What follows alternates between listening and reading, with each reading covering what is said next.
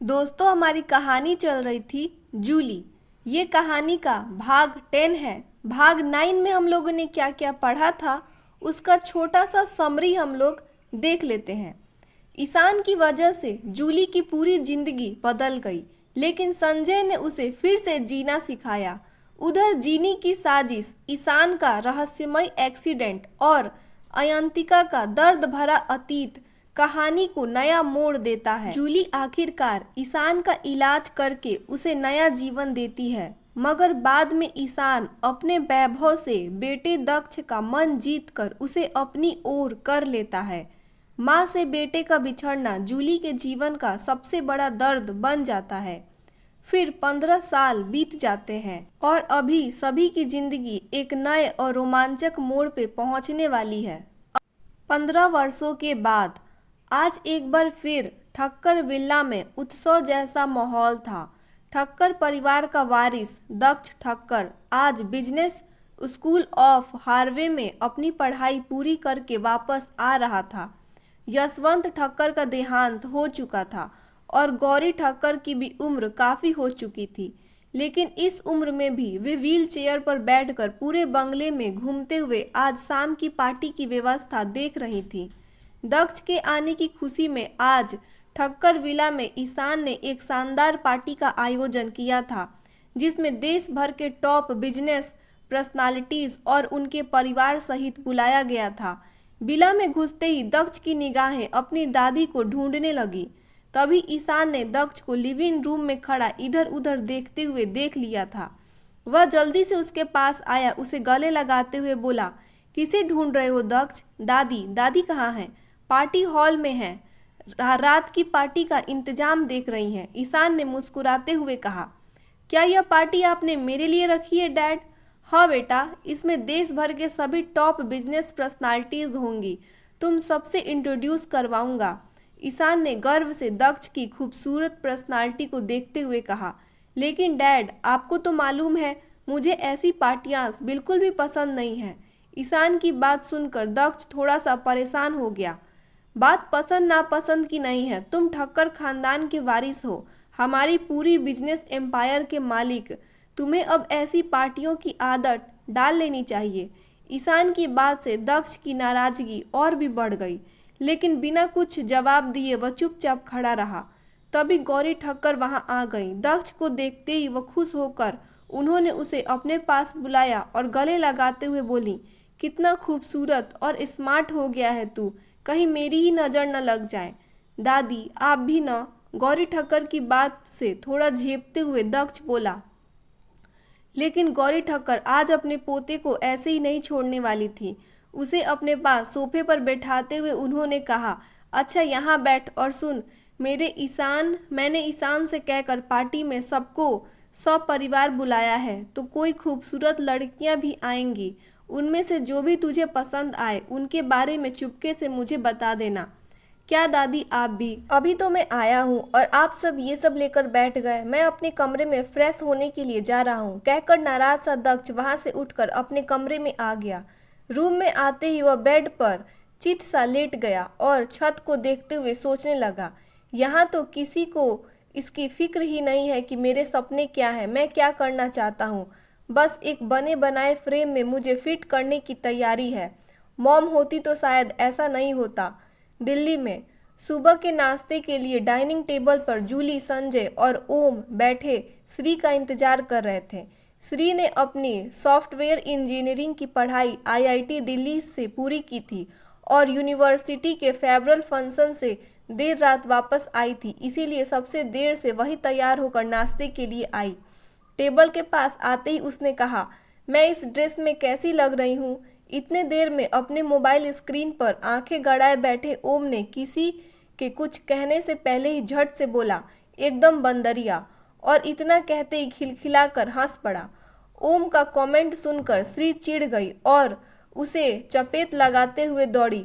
मुझे बंदरिया कहता है? रुक, अभी बताती हूँ। अपनी तरफ श्री को आता देख ओम ने मोबाइल टेबल पे रखा और जल्दी से कुर्सी से उठकर हंसते हुए भागने लगा। अब डाइनिंग हॉल का नज़ारा ये था कि हंसता हुआ ओम आगे आगे और अपनी मुस्कुराहट दबाती थोड़ी सी चिढ़ी हुई श्री उसके पीछे पीछे पूरे हॉल में इधर उधर भाग रही थी। ओम बहुत शरारती हो गए हो, चलो दीदी को सॉरी बोलो और टेबल पर ब्रेकफास्ट के लिए आ जाओ, संजय ने थोड़ा खींचते हुए कहा। तुम हमेशा ओम को ही डांटते रहते हो, श्री को तो सिर पर चढ़ा रखा है तुमने, एक बार ये नहीं पूछ रहे हो कि देर रात आने के बाद इतनी सुबह सुबह तैयार होकर कहाँ जा रही है। जूली ने तुनक कर कहा। श्री, तुम्हारी मॉम जानना चाहती हैं कि इतनी सुबह तुम कहाँ जाने के लिए तैयार हुई हो, संजय बोला। मतलब हद हो गई, चिढ़ते हुए जूली ने कहा और सबके लिए बाउल में सांबर डालने लगी। जूली और संजय की नोक-झोंक की आवाज़ कानों में पड़ते ही ओम और श्री चुपचाप आकर अपनी अपनी कुर्सी पर बैठ गए। उन्हें पता था कि अगर अब भी उथल पुथल मचाया तो डांट तो पड़ ही जाएगी। वैसे तुम सुबह सुबह कहाँ जाने के लिए तैयार हुई हो? जूली ने श्री की प्लेट में इडली डालते हुए पूछा। कहीं नहीं मॉम, यह ड्रेस अभी कल ही मंगाई थी, इसीलिए आज पहनकर आप लोगों को दिखाने आ गई, श्री ने मुस्कुराते हुए कहा। ड्रेस बहुत अच्छी है, तुमने कैंपस सिलेक्शन क्यों नहीं एक्सेप्ट किया? नाश्ता करते हुए संजय ने पूछा। डैड, मैं बेंगलोर जाकर अपना स्टार्टअप शुरू करना चाहती हूँ। बेंगलुरु? मैं भी दीदी के साथ बेंगलुरु जाऊँगा, नाश्ता करते हुए ओम ने कहा। ओम, तू मेरे साथ बेंगलुरु क्यों जाएगा? श्री ने फिर से चिढ़ते हुए कहा। तुम्हारी रक्षा करने, ओम ने मासूमियत से जवाब दिया। इतना सा तो तू खुद ही है, मेरी रक्षा क्या करेगा? और मैं स्टार्टअप शुरू करने जाऊंगी, कोई फाइट करने के लिए नहीं जो तू बॉडीगार्ड बन के मेरे साथ जाएगा, श्री ने चिढ़ते हुए कहा। मॉम, ओम ने जूली से गुहार लगाई। अपने छोटे भाई को तू कैसे बात कर रही है श्री? और स्टार्टअप तू दिल्ली में भी शुरू कर सकती है, फिर बेंगलुरु में क्यों? जूली ने श्री को चिढ़ते हुए कहा। जूली, कर्नाटक गवर्नमेंट स्टार्टअप को अधिक सुविधाएं देती है, जानती हो तो। और ओम, तुम्हारी दीदी अपनी रक्षा खुद कर सकती है, इसीलिए फालतू की बातें मत करो। वैसे ये सब कहना तुमने कहाँ से सीखा है? संजय ने फिर से श्री का पक्ष लेते हुए कहा। डैड, यह क्राइम पेट्रोल देखता है और उसी के एक एपिसोड में दिखाया गया था कि गुंडों से अपनी बहन की रक्षा करने में एक छोटे भाई की भी हत्या हो गई। श्री ने बिना समय गंवाए तुरंत ओम की शिकायत लगा दी। मुझे तुम्हारा मोबाइल कब लेना पड़ेगा? ओम, 10वीं में आ गए हो और अब इन सब फालतू सीरियल्स में टाइम वेस्ट करने की जगह अपनी पढ़ाई पर फोकस करो, संजय ने सख्ती से कहा। यस डैड, गुस्से से श्री को देखते हुए ओम ने कहा और ओम के चेहरे की हालत देखकर श्री को हंसी आ गई। मुंबई में पार्टी में दक्ष अनमना सा था। उसकी दिलचस्पी ना तो पार्टी में आए बिजनेस टाइकून्स में थी और ना ही उनकी फैशनेबल लड़कियों में। गौरी ठक्कर ने उसे अनमना देखकर पूछा भी, बेटा क्या हुआ, तुम्हारी तबीयत तो ठीक है? तो दक्ष ने बहाना बना दिया, हाँ दादी मैं ठीक हूँ, बस थोड़ा सा थक गया हूँ। पार्टी के बाद ईशान ने दक्ष से कहा, कल सुबह तैयार रहना, तुम्हें मेरे साथ ऑफिस चलना है। लेकिन डैड, मैं आपका ऑफिस ज्वाइन नहीं करना चाहता, मैं कुछ और ही करना चाहता हूँ। दक्ष की यह बात सुनते ही ईशान को गुस्सा आ गया और उसने सख्त आवाज में कहा, क्या करना चाहते हो तुम? डैड, मैं एक स्टार्टअप हब बनाना चाहता हूँ जिसमें हम स्टार्टअप को सपोर्ट करेंगे। हब की बिल्डिंग में उन्हें स्पेस के साथ कुछ सुविधाएं देंगे और मैं अपने जैसे कुछ और बिजनेस एक्सपर्ट्स के साथ उन्हें बिजनेस बढ़ाने की टिप्स बताऊंगा। किसी को कोई सलाह चाहिए तो वो दूंगा, यानी कि मैं स्टार्टअप पैटर्न बनाना चाहता हूँ।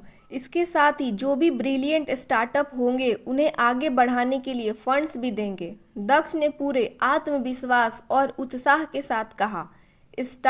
Startup pattern? तुम स्टार्टअप पैटर्न बनाओगे तो हमारी यह एम्पायर कौन संभालेगा? ईशान ने अपना गुस्सा दबाते हुए पूछा। डैड, इसके लिए आप है ना अभी? दक्ष ने शांत स्वर में कहा।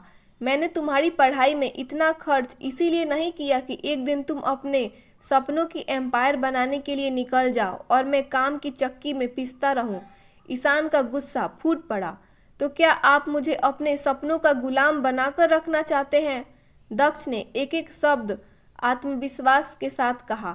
चुपचाप सुबह तैयार हो जाना मेरे साथ ऑफिस जाने के लिए। ईशान ने गुस्से से कहा और फिर अपनी कमरे की ओर चला गया।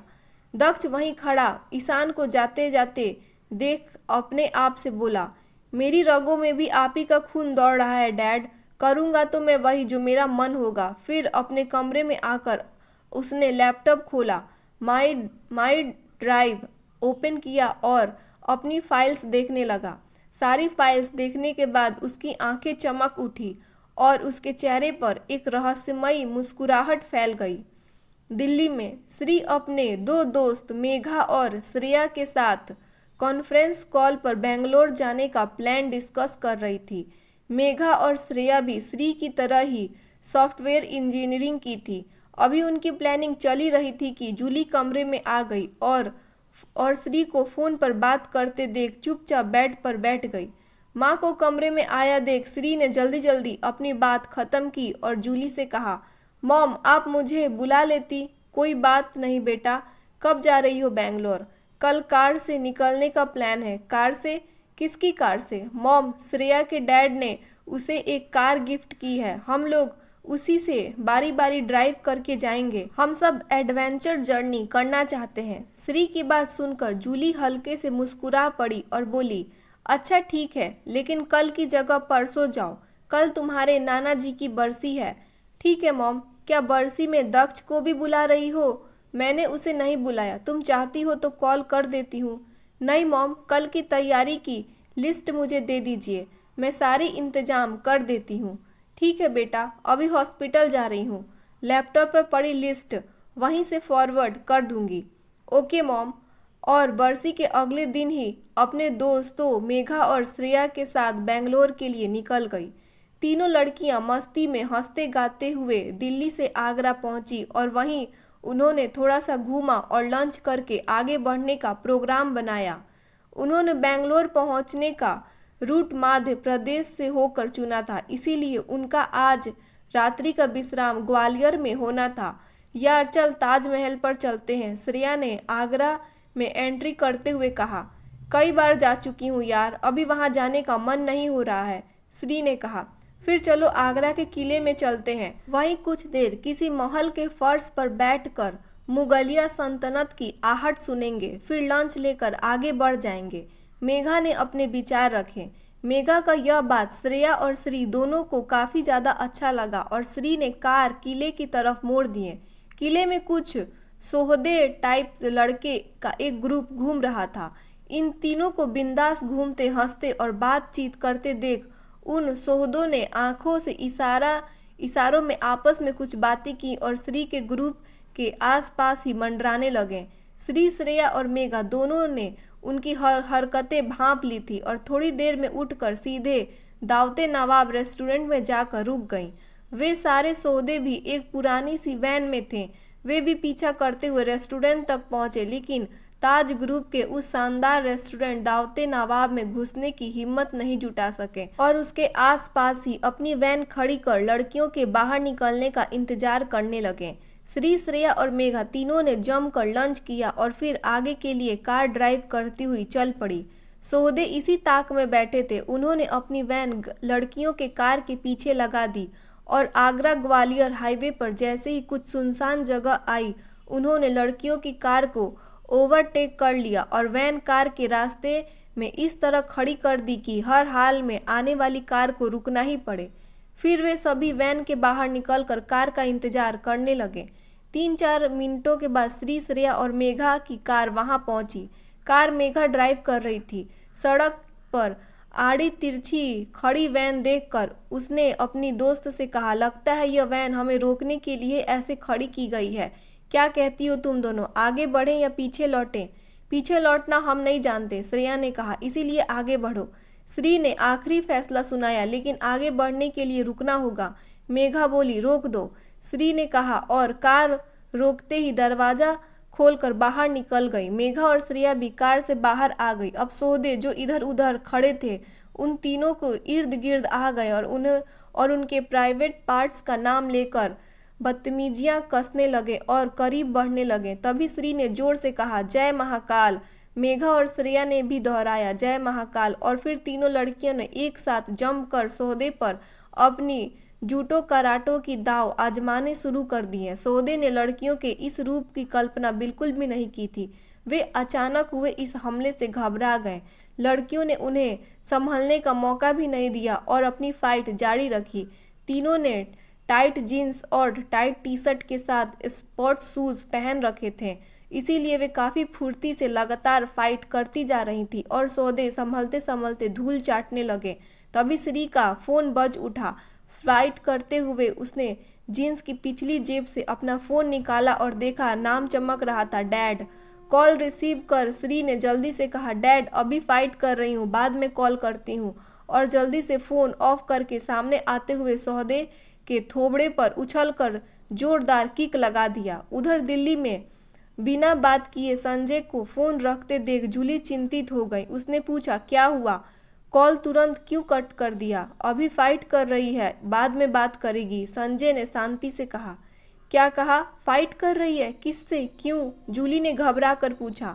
इतनी बातें पूछने लगता तो वो पिट जाती। फाइट के बाद कॉल करेगी तो पूछ लेंगे। संजय का स्वर पहले की तरह ही शांत था। आज संडे था तो ओम भी पास में ही बैठा था, सब कुछ सुन रहा था। श्री की फाइटिंग की बात सुनकर वो भी घबरा गया और बोला, इसीलिए मैंने कहा था कि मुझे दीदी के साथ जाने दो, लेकिन आप लोगों ने ही मना कर दिया। तुम चुपचाप अपनी पढ़ाई पर फोकस करो, अपनी दीदी की लाइफ में हीरो बनने की कोशिश मत करो। वह कराटे में गोल्ड मेडलिस्ट है, अपनी प्रॉब्लम को वो खुद ही सॉल्व कर लेगी, संजय ने ओम को डांटते हुए कहा। तभी जूली का फ़ोन बज उठा। दूसरी तरफ से फ़ोन पर जो कहा गया उसे सुनकर जूली की आंखें आश्चर्य से फैल गई और उसके मुंह से निकला, लेकिन क्यों, कब? दूसरी तरफ फ़ोन पर अयंतिका थी। उसने जूली से कहा, हेलो डॉक्टर जूली, मैं अपनी बेटी काया के साथ लंदन से इंडिया आपसे मिलने के लिए आ रही हूँ। यह सुनकर जूली की आंखें आश्चर्य से फैल गई और उसके मुंह से निकला, लेकिन क्यों, कब? आकर बताऊंगी। ऐसा कहकर अयंतिका ने कॉल कट कर दिया। आश्चर्य में डूबते हुए जूली ने संजय से कहा, समझ नहीं आ रहा है कि अयंतिका ने मुझे कॉल करके इंडिया आने की खबर क्यों बताई। हो सकता है कोई हेल्थ प्रॉब्लम हो गई हो और वो तुमसे ट्रीटमेंट कराना चाहती हो, संजय ने कहा। हो सकता है। मुंबई में पार्टी के अगले दिन जैसे ही दक्ष नाश्ता करके अपने कमरे से बाहर डाइनिंग हॉल में पहुंचा, ईशान ने पूछा, तो तुम मेरे साथ ऑफिस चलने के लिए तैयार हो? नहीं, दक्ष ने सीधा और रूखा जवाब दिया। तो क्या तुम अपनी मर्जी का ही करोगे? Yes dad. ठीक है, फिर मुझसे किसी भी तरह की कोई भी फाइनेंशियल सपोर्ट की उम्मीद मत करना, ईशान ने गुस्से से कहा। डैड, मैंने कंपनी से रिलेटेड सारी फाइल्स देखी हैं और मेरे नाम से जो कंपनी के फंड्स हैं मैं उसे बेच दूंगा। यह सुनते ही ईशान चीख पड़ा।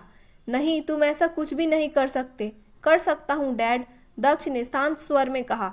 तुम्हें पता है ना कि अगर तुमने ये शेयर्स बेच दिए तो क्या होगा?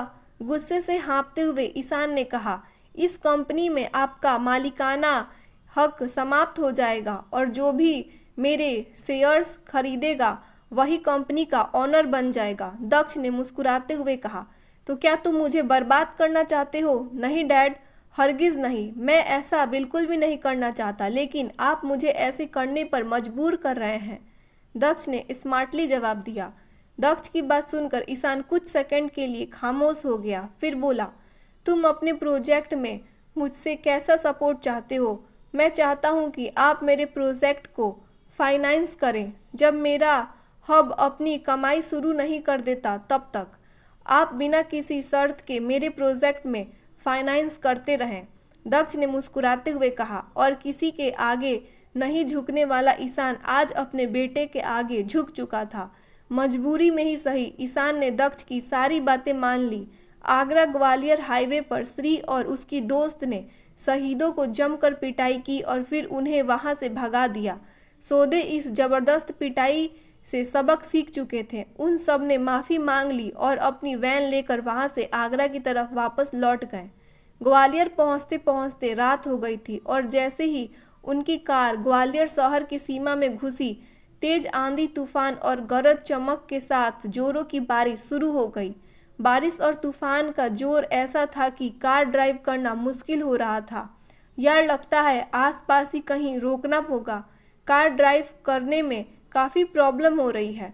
ड्राइव करते हुए श्रेया ने कहा, मुझे वो बाईं तरफ एक होटल टाइप्स नज़र आ रहा है, वहीं चलते हैं। मेघा ने कहा, हाँ ठीक है। बोलकर श्रेया ने कार बाईं तरफ होटल की ओर जाकर खड़ी कर दी।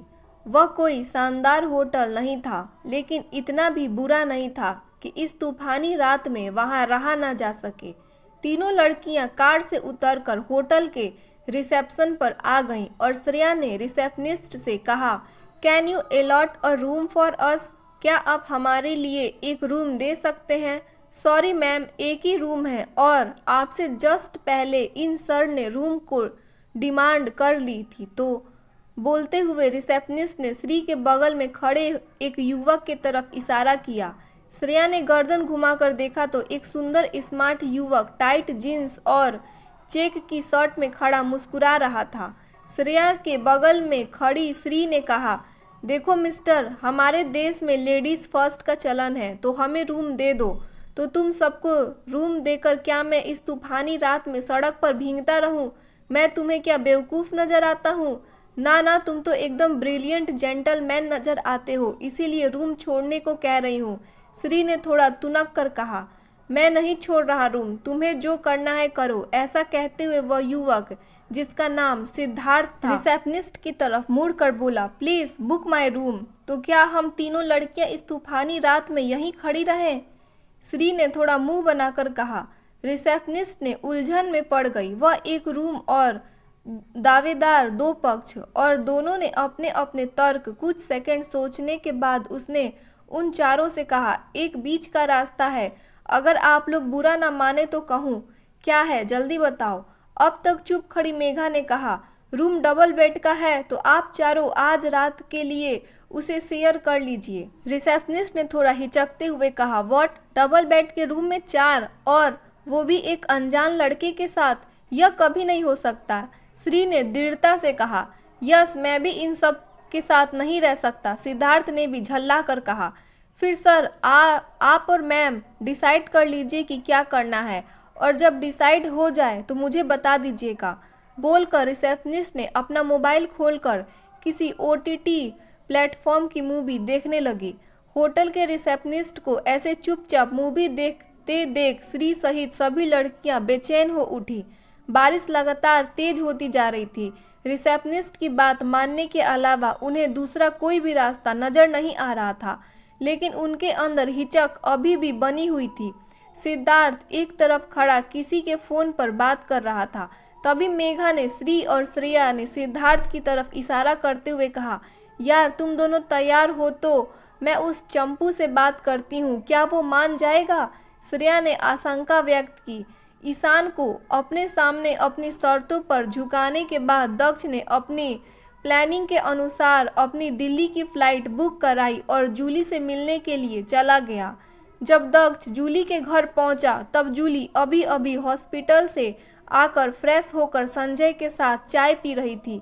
अचानक दक्ष को अपने सामने खड़ा देख जूली कुछ सेकंड के लिए उसे पहचान ही नहीं पाई कि उसके सामने खड़ा यह सुंदर युवक और कोई नहीं, उसका बेटा दक्ष ही है।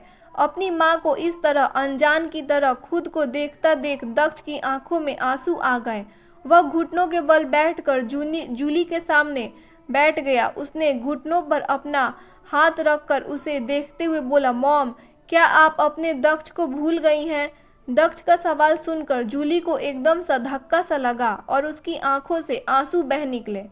उसने झट से दक्ष को अपने सीने से लगा लिया और बोली, नहीं बेटा नहीं, तुम्हें कैसे भूल सकती हूँ, तुम्हें बड़े दिनों बाद मेरी याद आई। माँ का आलिंगन पाकर दक्ष भी भावुक हो उठा। वह रोते हुए बोला, मैं पढ़ने के लिए हार्वर्ड गया था मॉम, आपको भूल कर नहीं, मैंने आपको पाने के लिए पढ़ाई की है। दोनों माँ बेटी की आंसू भरी यह बातचीत शायद अभी और चलती, लेकिन तभी संजय भी वहाँ पर आ गया। दक्ष को देखकर वो बहुत खुश होकर बोला, अरे बेटा दक्ष, कितने बड़े और हैंडसम हो गए हो। संजय की आवाज़ सुनकर दक्ष अपने आंसू पोंछता हुआ खड़ा हो गया और उन्हें गले लगाते हुए बोला, आपके प्यार के लिए तरसता रहा हूँ अंकल। संजय ने उसे कसकर सीने से लगाते हुए कहा, मैं भी तुम्हारे बिना खाली खाली महसूस कर रहा था। अब आए हो तो खुद के पूरा होने का अनुभव हो गया है। संजय के इस बात के जवाब में दक्ष अपने आंसुओं भरी आवाज से केवल इतना ही बोल पाया, अंकल। कुछ सेकंड तक संजय और दक्ष वैसे ही एक दूसरे को गले लगाए रहे। फिर दोनों अलग हुए तो संजय ने जूली के बगल की ओर इशारा करते हुए कहा, बैठो बेटा, तुमसे बहुत कुछ सुनना है। दक्ष देर तक जूली और संजय से अपनी अब तक की जिंदगी के बारे में बातें करता रहा। तभी ओम ट्यूशन से वापस आ गया। एक अनजान युवक को अपने मॉम डैड के साथ इतना घुल मिल कर देखकर वो आश्चर्यचकित होकर बोला, मॉम, ये कौन है? ओम अभी अपनी बात पूरा भी नहीं कर पाया कि संजय मुस्कुराते हुए बोला, ये तुम्हारे भैया हैं। आज हार्वर्ड से MBA की डिग्री लेकर लौटा है। हार्वर्ड का नाम सुनते ही टीनेजर ओम की आंखें फैल गई। वह बोला, अरे बाप रे, हार्वर्ड! ओम की बात और उसके चेहरे का एक्सप्रेशन देखकर सभी हंस पड़े। दक्ष भी मुस्कुराते हुए बोला, कोई बड़ी बात नहीं है, तुम भी मेहनत करो तो जा सकते हो। ओम तुरंत बोला, अरे भैया, मैं बहुत मेहनत करता हूँ, लेकिन क्या करूँ, मुझे मॉम की तरह डॉक्टर बनना है। ओम की यह बात सुनकर दक्ष को वर्षों पहले बचपन में कही अपनी बात याद आ गई। उसने मालदीव के ट्रिप कैंसिल होने पर दुखी होकर परेशान जूली से कहा था। दक्ष को ओम बिल्कुल अपने जैसा लगा और वह उसके साथ पढ़ाई, कैरियर और भविष्य की बातें करने में मगन हो गया। ग्वालियर होटल में तभी मेघा ने श्री और श्रेया ने सिद्धार्थ के साथ इशारा करते हुए कहा, यार तुम दोनों तैयार हो तो मैं इस चंपू से बात करती हूँ, क्या वो मान जाएगा? श्रेया ने आशंका व्यक्त की, बात करके देखती हूँ। इतना कहकर मेघा सिद्धार्थ की तरफ बढ़ गई।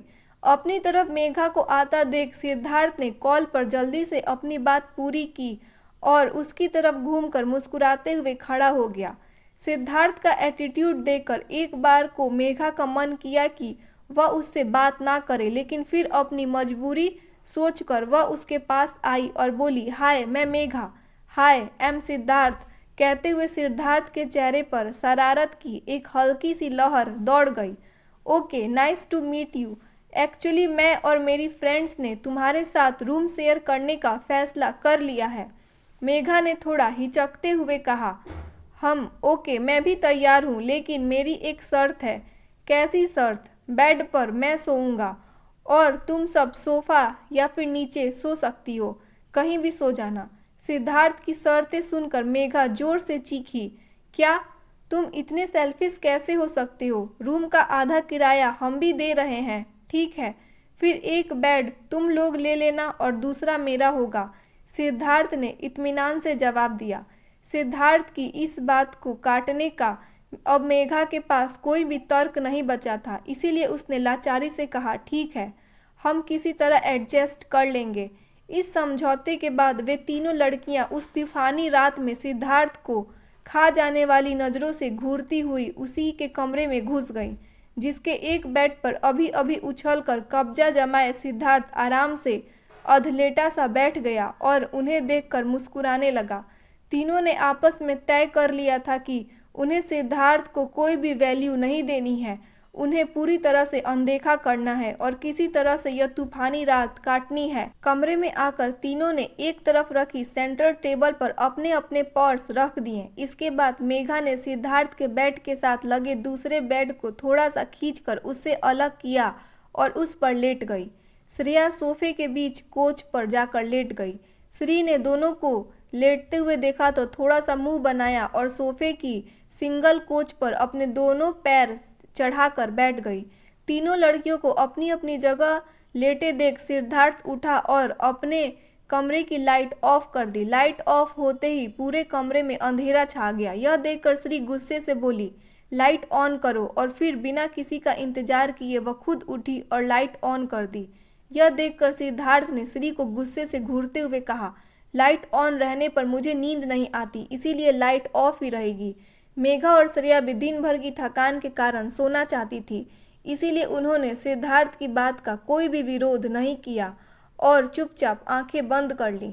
जब श्री ने देखा कि कोई भी उसका समर्थन नहीं कर रहा है तो वो भी चुपचाप फिर से लाइट ऑफ कर दी और जाकर अपने सोफे के सिंगल कोच पर दोनों पैर ऊपर करके बैठ गई। दिन भर की थकान के कारण इतनी असुविधाजनक स्थिति में भी उसे जल्दी से जल्दी नींद आ गई। आधी रात को जब तीनों लड़कियां गहरी नींद में चली गईं, तब सिद्धार्थ उठा और श्री की तरफ दबे पांव धीरे धीरे बढ़ने लगा। दोस्तों, कहानी का नेक्स्ट पार्ट कल आएगा। आपको कहानी कैसी लगी मुझे कमेंट बॉक्स में ज़रूर बताइएगा। वीडियो को लाइक कीजिएगा, हाइप कीजिएगा, अपने दोस्तों के साथ शेयर कीजिएगा